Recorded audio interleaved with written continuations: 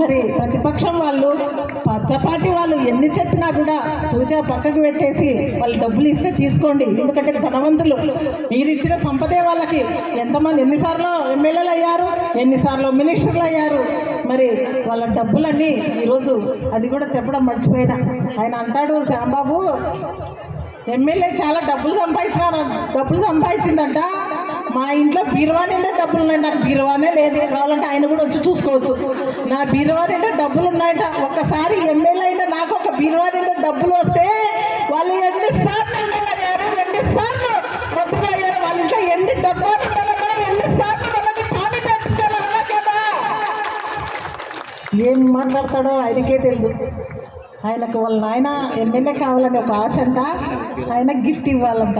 MLA Sridevamma బతికున్నగా కాదు శ్యాంబాబు, శ్రీదేవమ్మ బతికి ఉండగా ఎమ్మెల్యే అయ్యేది